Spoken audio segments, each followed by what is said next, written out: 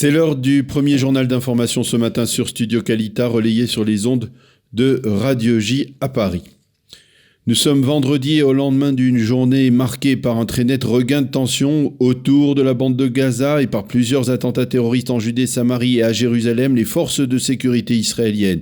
ont été placées en état d'alerte maximale et ce, en particulier en perspective des prières du vendredi sur le mont du Temple. La police israélienne a déployé des milliers de policiers et de gardes-frontières dans la vieille ville de Jérusalem, plus spécifiquement autour du mont du Temple, afin d'éviter tout débordement et afin de dissuader des fidèles de provoquer des émeutes. Le ministre de la Sécurité intérieure, Gilad Ardan, a reconnu que le point le plus sensible aujourd'hui sera le mont du Temple. Il faut agir, a-t-il dit avec fermeté, pour conserver notre souveraineté à Jérusalem et pour éviter une vague de violence. Pour les forces israéliennes, ces prières sur le mont du Temple seront donc l'examen de passage à ne pas rater si elles veulent enclencher un retour au calme après les pics de violence recensés hier. Je vous rappelle qu'après que 12 soldats de la brigade Golani aient été blessés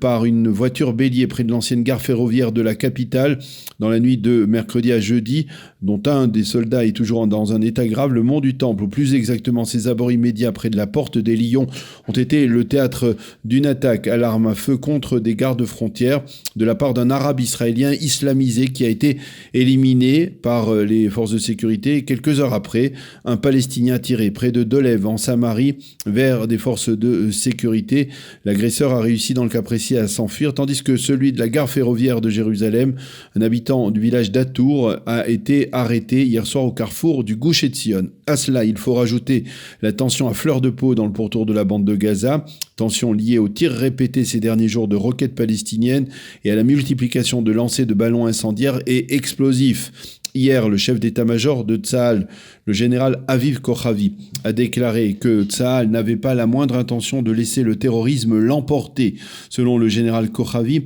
les directives fournies aux forces de sécurité israéliennes en Judée et en Samarie sont sans équivoque: tout faire pour déjouer la moindre activité terroriste, y compris un jet de pierre ou de bouteilles incendiaires.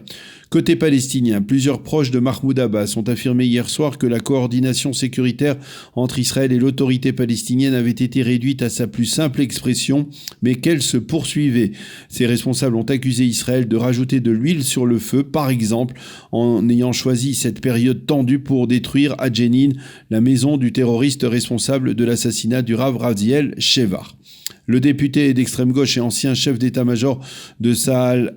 chef d'état-major adjoint de Tsahal, le général Yair Golan, a accusé, lui, la droite israélienne d'être responsable de la vague actuelle de violence palestinienne. Pour Golan, eh bien, ce n'est pas le plan de paix de Donald Trump qui a provoqué cette tension, mais bel et bien l'acharnement, selon lui, de la droite à instaurer la souveraineté israélienne sur la Judée et la Samarie. Réaction courroucée de Binyamin Netanyahou à ses propos, Yair Golan a totalement disjoncté, et c'est ce Yair Golan qui sera le partenaire de Benny Gantz dans un gouvernement si Gantz l'emporte lors des prochaines élections, a déclaré Binyamin Netanyahou.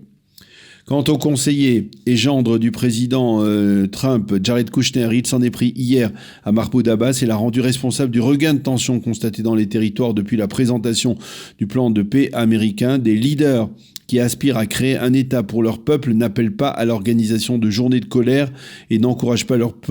peuple sur la voie de la violence lorsqu'ils ne reçoivent pas ce qu'ils réclament, a affirmé Jared Kushner hier après avoir présenté devant les instances de l'ONU, en particulier devant le Conseil de sécurité de l'ONU, le plan de paix américain. Selon Kushner, Abbas aurait été surpris de constater à quel point le deal du siècle était, je cite, favorable aux Palestiniens, mais il avait d'emblée décidé de s'y opposer avant même d'en prendre connaissance et s'est renfermé dans cette opposition.